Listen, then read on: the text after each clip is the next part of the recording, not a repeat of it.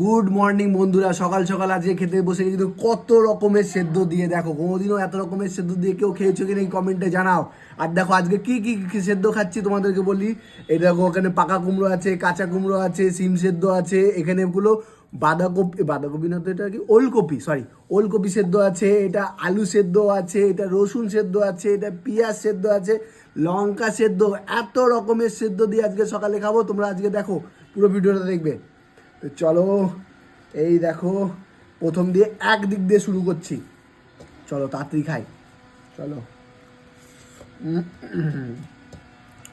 মিষ্টি মিষ্টি পাকা কুমড়ো, চলো এটা দিয়ে একটু খাবো।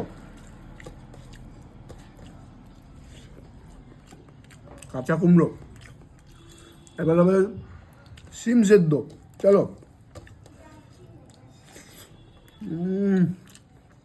এটা তো খাবার।